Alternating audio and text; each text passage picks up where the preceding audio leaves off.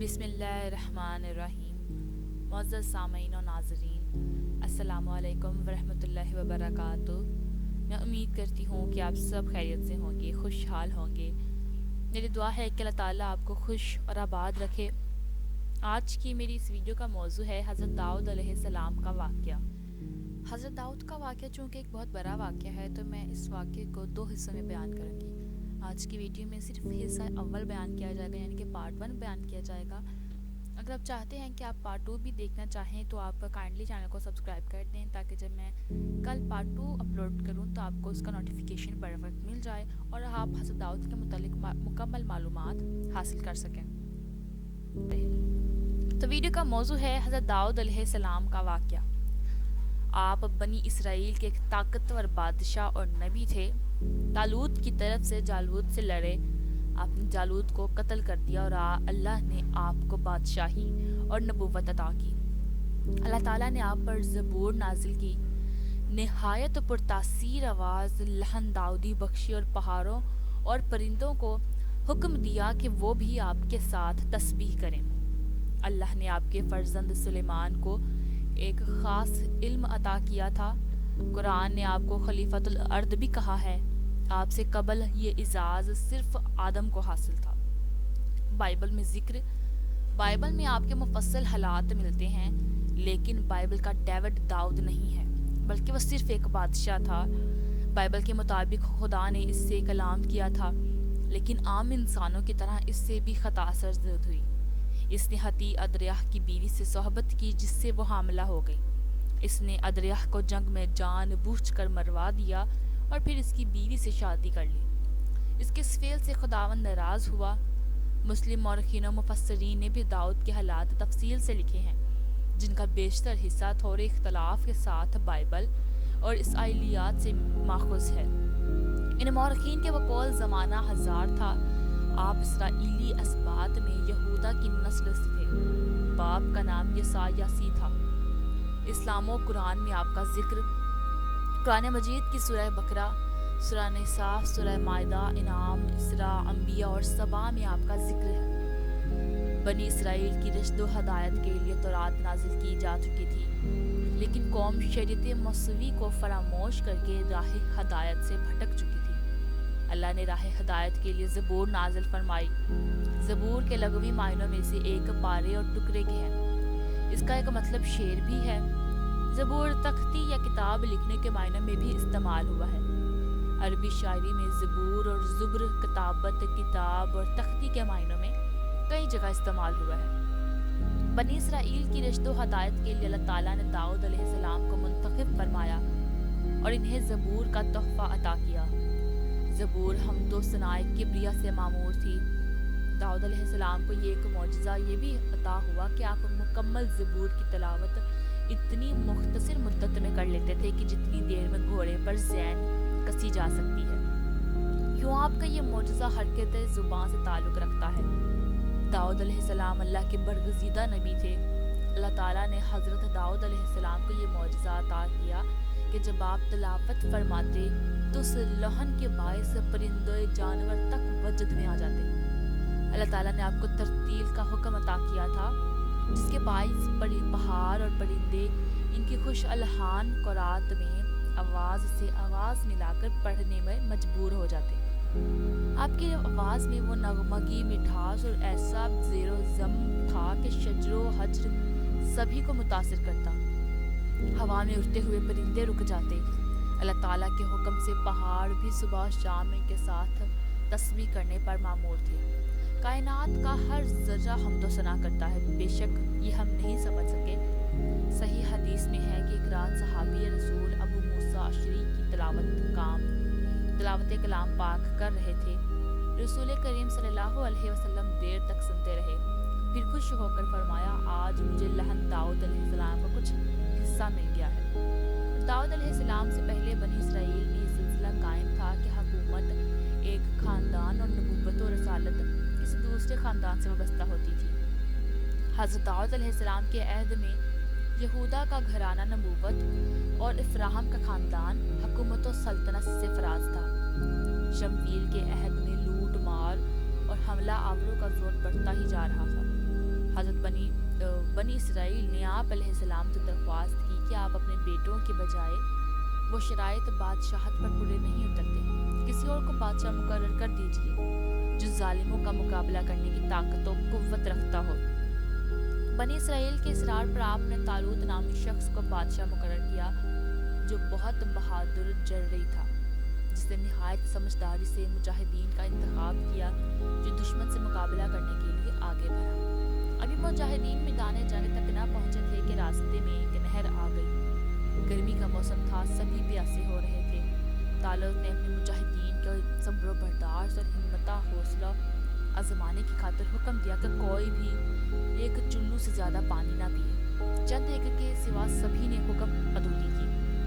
پھر جب طالوت فوجیں لے کر باہر نکلا تو اس نے کہا، یقیناً اللہ تعالیٰ تم کو ایک نہر سے آزمائے گا، جس نے اس کا پانی پی لیا وہ میرا نہیں، اور جس نے اس کو پانی کو نہ چکھا وہ میرا ہے، مگر ہاں جو اپنے ہاتھ سے ایک چلو بھر لے، پھر ان میں سے سوائے چند کے سب نے اس سے پانی پی لیا۔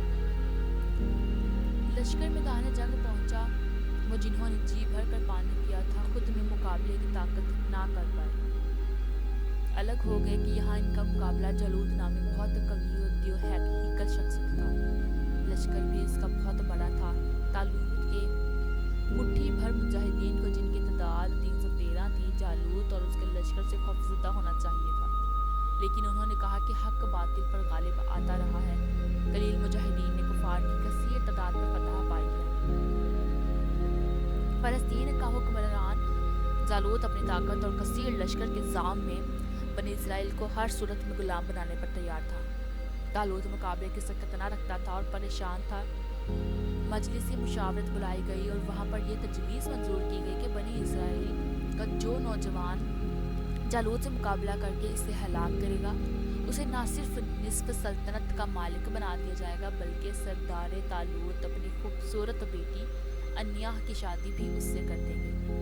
یہی زمانہ تھا کہ بنی شمویل کو بشارت ہوئی تھی کہ یسع یعنی کہ طبقاتی ناصری میں یہ نام انسا اور قصص الانبیاء میں عیشا درج ہے۔ چھوٹا بھائی طالوت کی وفات کے بعد بنی اسرائیل کا حکمران ہوگا، اور اس سے بڑھ کر ایک اور اعزاز اس کا منتظر ہے، اور وہ یہ ہے کہ اللہ نے نبوت کے لیے بھی اس کو منتخب فرمایا ہے۔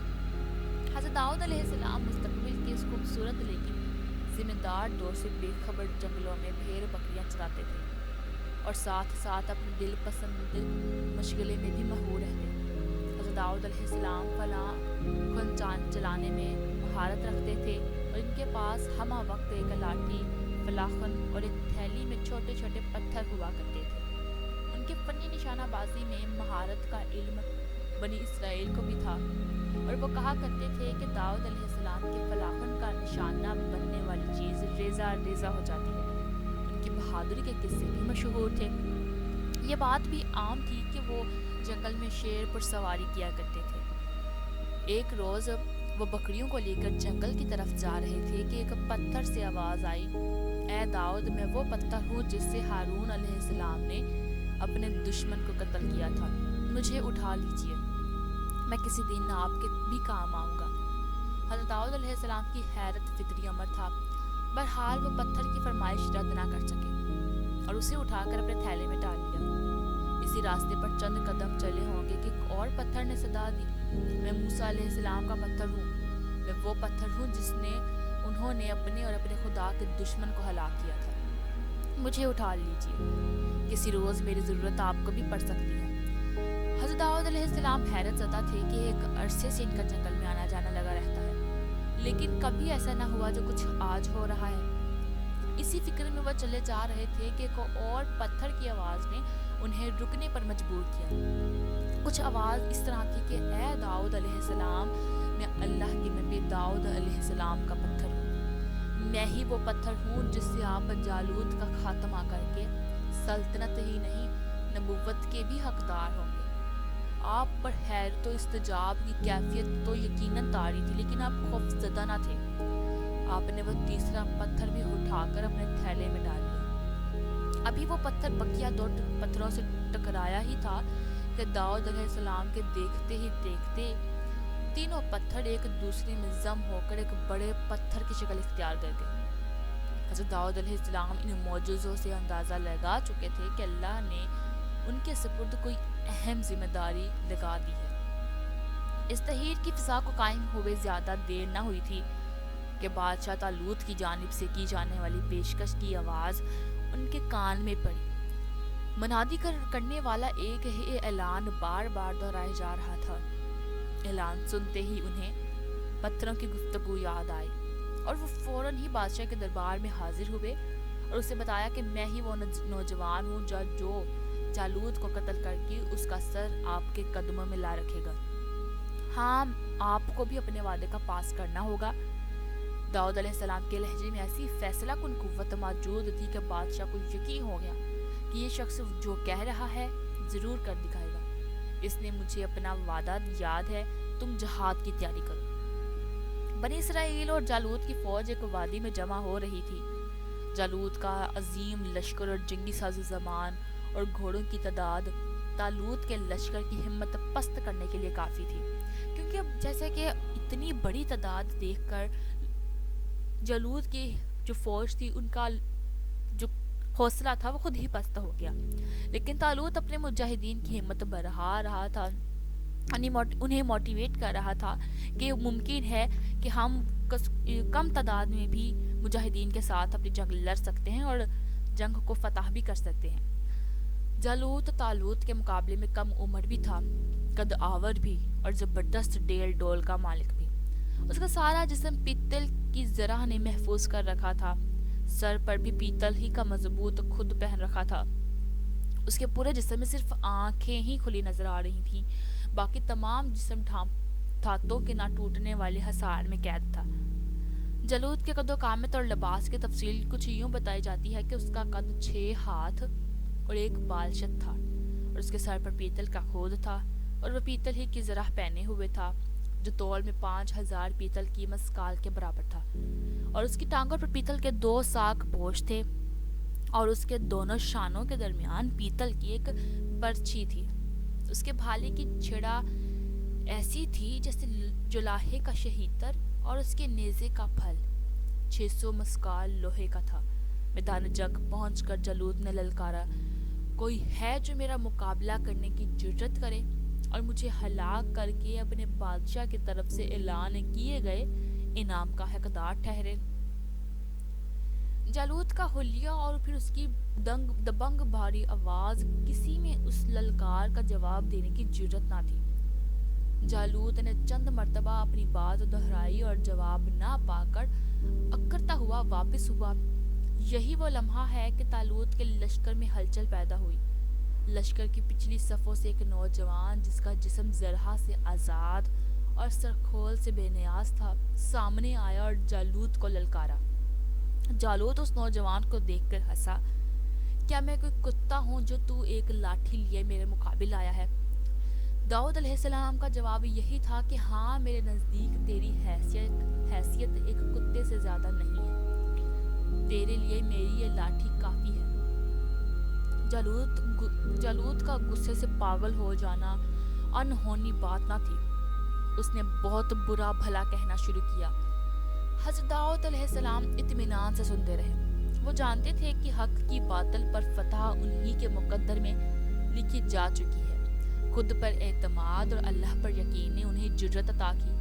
وہ مسکراتے ہوئے جالوت کی جانب بڑھتے گئے، خاموشی سے تھیلے سے پتھر نکالا، فلاخن میں رکھا اور مہارت کے ساتھ اس کے ماتھے کا نشانہ بنا ڈالا۔ خدا کے قدرت سے ہوا کا ایک جھونکا ایسا آیا کہ جالوت کا وزنی خود، جس کا وزن اسی سیر اور طبقات ناصری کے مؤلف و مترجم غلام رسول مہر کے مطابق 60 سیر تھا، ایسے اڑ گیا جیسے ایک سوکھا ہوا پتا اڑتا ہے۔ اب حضرت داؤد علیہ السلام کا فلاخن سے پھینکا، فلاخن اسے کہتے ہیں جسے ہم جیسے کہ تیر انداز نشانہ لگاتا ہے، فلاخن بھی اسی قسم کا ایک اسلحہ تھا۔ حضرت داؤد علیہ السلام کا فلاخن سے پھینکا گیا پتھر فضا میں ہی 3 حصوں میں منقسم ہو گیا۔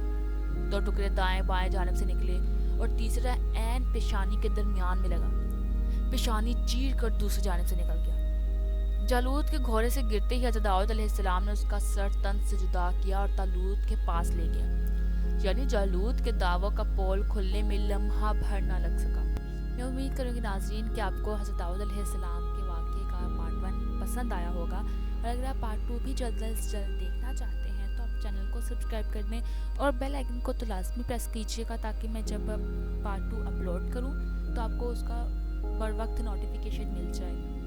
تو کائنڈلی چینل کو سبسکرائب کر دیں اور بیل آئکن کو پریس کر دیں، تاکہ اپلوڈ ہونے والی ہر نئی ویڈیو کی نوٹیفیکیشن آپ کو ملتا رہے۔ اپنی دعا میں یاد رکھیں۔ اللہ حافظ۔